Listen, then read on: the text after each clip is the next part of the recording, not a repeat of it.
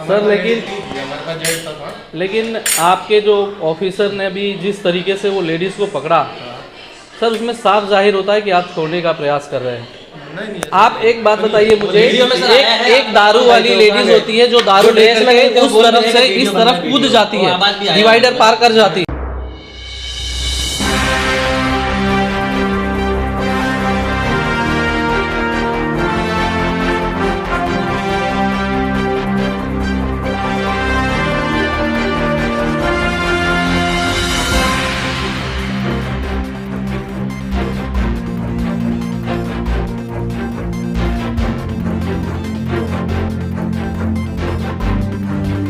ये जो चित्र आप देख रहे हैं, ये चित्र दमन, सिलवासा, दादरा नगर हवेली या फिर गोवा या फिर विदेश का नहीं है।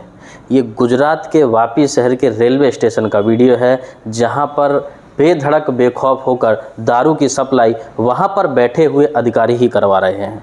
नमस्कार मित्रों, आप देख रहे हैं सालासन न्यूज़ और मैं हूं विनय प्रजापति। जिस तरीके से गुजरात में या गुजरात सरकार दारूबंदी की डींगें हाँकती है और लगातार पुलिस की टीमें गाड़ियों पर कार्रवाई करती है, कुछ लोगों को पकड़कर जेल में डालती है, FIR करती है, आए दिन इस तरीके के प्रेस नोट आते रहते हैं।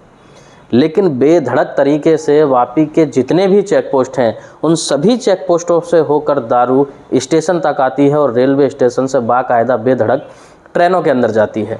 वीडियो में जिस तरीके से आप देख रहे होंगे, ये कोई पहला चित्र नहीं है। ये चित्र तो हमने वहाँ पर खड़े होकर बनाया और वहाँ जो RPF और पुलिस की टीम है उनको इन्फॉर्मेशन दिया, उसके बाद वो आए। और वीडियो में आप देख रहे होंगे किस तरीके से फॉर्मेलिटी करते हुए जानबूझकर लोगों को छोड़ा जा रहा है। उनको जानबूझकर छोड़ा जा रहा है जिससे कि वो अपने दारू के बैग लेके जा सकें। ये जो आपको ग्रिल बीच में दिखाई दे रही है, ग्रिल हमको भी चढ़ने में दिक्कत हुई और उतरने में। बैग हाथ में पकड़ने के बावजूद भी बाद में बैग को बड़े आसानी से छोड़ दिया गया। और एक अधिकारी तो यहाँ तक कहता है कि वीडियो बन रहा है, कैमरा चालू है। इससे साफ साबित होता है कि ऐसा बिल्कुल भी नहीं है कि संबंधित विभाग के अधिकारियों को इस बारे में जानकारी नहीं है। इससे साबित सिर्फ इतना ही होता है कि ये सभी के सभी पैसे के दबाव में आकर या पैसे के दबी हुई स्थिति में जीते हैं। इस वजह से दारू को ये लोग खुद ही सप्लाई कराते हैं। दूसरा एक सवाल आया है मन में, जिस तरीके से आप ट्रेनों के अंदर देखते होंगे, कई वीडियोस हमारे पास ट्रेन के अंदर के भी हैं। लोग जब ट्रेनों में जाते हैं तो बाकायदा ट्रेनों के अंदर बैग भर भर के दारू जाती है। अभी हाल में ही आपने 2 महीने पहले एक व्यक्ति के बारे में सुना होगा जो SP ऑफिस तक गया, पुलिस स्टेशन तक गया, रेलवे ऑफिस भी गया, लेकिन उसके बावजूद भी उसकी कोई सुनवाई नहीं हुई। उसने यहाँ तक बताया कि मुझे मारा भी जा सकता है, जिस तरीके से उसकी बहस हुई थी वहाँ पर दारू को लेकर। ट्रेन में जब TT रहते हैं, आप विदाउट टिकट जाकर देखिए, आपका वो पावती फाड़ देंगे, नहीं तो आपको धमकी देंगे कि जेल में भेज दिया जाएगा। लेकिन जब दारू की यहाँ से स्टेशन से सप्लाई होती है, कई ऐसे लोग हैं स्टेशन पर जिनके नाम तो आगे आने वाले वीडियो में या फिर वहाँ पर प्लेटफॉर्म पर खड़े होकर इस वीडियो को मैं बनाऊँगा और आप तक पहुँचाऊँगा कि किस तरीके से जनता के साथ सरकार धोखा करती है और सरकार के जो चमचे हैं, जो अधिकारी हैं, वो किस तरीके से जनता के साथ धोखा करते हैं। दारू आखिरकार गुजरात में बंद है, या तो आप उसको चालू कर दो सुबह से लेकर शाम तक और शाम से लेकर वापस सुबह तक, यानी कि 24 घंटे दारुओं की सप्लाई इस कदर होती है। स्कूटियाँ ऐसे दौड़ती हैं जैसे डिलीवरी बॉय घूम रहा हो। नामदा चेक पोस्ट पर आप देखेंगे तो सुबह से शाम तक कंटिन्यू दारू की स्कूटियों की गाड़ियां वहाँ से निकलती रहती हैं और पुलिस प्रशासन वहाँ पर बैठी रहती है। जब एक बार एक वीडियो बनाया जा रहा था तो पीछे आपने देखा होगा पलट पलट के वो इशारा भी कर रहा था पुलिस वाले, यानी कि जो वर्दीधारी वहाँ पर बैठा है वो वर्दीधारी मस्त वहाँ बैठा है। शाम होते ही जो लोग वहाँ से पीकर निकलते हैं उनके मुँह में आँख में टॉर्च मारेंगे, चेक करेंगे, उनको परेशान करेंगे। लेकिन बेधड़क, और ये जो सूटकेस आप देखते होंगे कई बार जो ट्रॉली बैग आता है, उस ट्रॉली बैग में अब नया स्टाइल चला है, ट्रॉली बैग में दारू भर के आती है। ट्रॉली बैग में दारू भरने के बाद मेन गेट से, स्टेशन का जो मेन गेट है प्लेटफॉर्म नंबर 1 से होकर जाती है, जबकि दोनों साइड से अधिकारी भी बैठते हैं, RPF की टीम वहाँ पर घूमती रहती है। अब सोचने और समझने वाली बात है, क्या ये लोग खुद दारू सप्लाई करवाते हैं? इनको बुटलेकर कहा जाए या अधिकारी कहा जाए, ये तो अब जनता ही तय करे कि क्या इनको हम अधिकारी कह सकते हैं।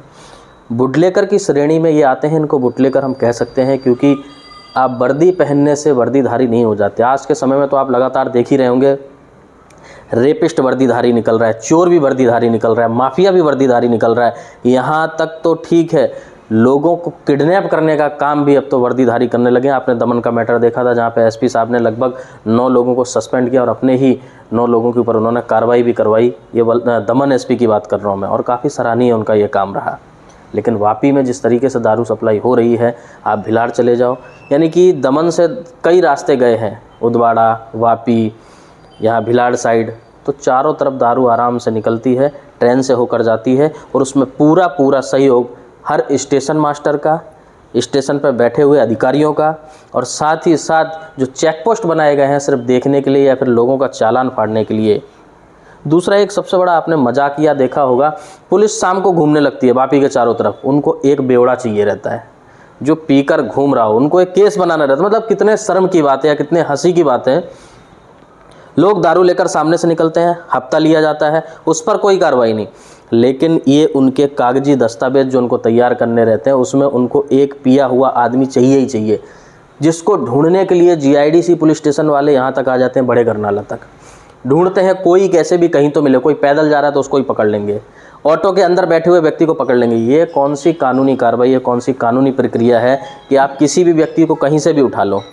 ड्रिंक एंड ड्राइव में लोग जा रहे हैं बाकायदा, एकदम आसानी से शांति से जा रहे हैं, उनको भी उठा लिया जाता है। मतलब शर्म थोड़ी बहुत भी बची है क्या शासन प्रशासन के अंदर? खुद दारू सप्लाई करते हैं, खुद दारू सप्लाई करवाते हैं, लेकिन आप ढूंढते हो ऐसे व्यक्तियों को जो एक बोतल मार के आए हो। वापी के हर एक गली नुक्कड़ कोने में आपको दारू मिल जाएगी, सारे टीमों को पता है, सारे अधिकारियों को पता है, शासन प्रशासन के सभी लोगों को पता है, लेकिन उसके बावजूद भी क्या वहाँ पर कभी आपने देखा छापा पड़ता हो? कभी नहीं पड़ता है। क्यों? क्योंकि नोट दिए जाते हैं।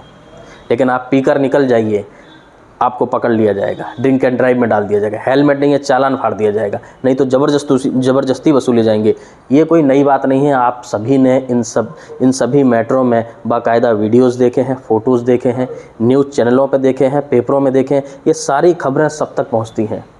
लेकिन जनता को बिल्कुल अब जागना होगा। गुजरात में कई जगह आप देखते होंगे कि महिलाएँ जो ठेके हैं उनको तोड़ फोड़ दे रही हैं, बर्बाद कर दे रही हैं, क्योंकि सबका परिवार बर्बाद हो रहा है। ये कोई डायलॉग नहीं है, किसी फिल्म का डायलॉग नहीं, के लिए रियल में आप देखने जाएंगे परिवार किस तरीके से बर्बाद है। और दूसरा जो सबसे बड़ा भी एक चीज़ चल रही है, जुए के अड्डे कई जगह चल रहे हैं। मतलब नॉर्मल जनता को या पत्रकारों तक को पता नहीं चलता, लेकिन संबंध विभाग के अधिकारियों को पता चल जाता है, क्योंकि उनके पास नोट जाते हैं। और नोट इसीलिए जाते हैं कि साहब यहाँ मत आना, आपका जो पेमेंट बनता है वो आप तक पहुँचा दिया जाएगा। जुआ और शराब पूरे परिवार को बर्बाद कर रहा है, घर तोड़ रहा है, लोगों को विधवा कर रहा है, परिवार को अनाथ कर रहा है, लेकिन शासन प्रशासन को इस सबसे कोई लेना देना नहीं। उनको मतलब है तो सिर्फ और सिर्फ नोटों से। जनता की इस पर क्या राय है? जनता अपनी राय हमें कमेंट बॉक्स में कमेंट करके अवश्य बताएं। जल्द ही एक नया वीडियो आप तक हम लेकर आएंगे और आपसे जानने की हम कोशिश करेंगे क्या इस तरीके के मामलों में शासन प्रशासन को सख्ती बरतनी चाहिए या नहीं। अपना कमेंट हमें कमेंट बॉक्स में करके अवश्य बताएं।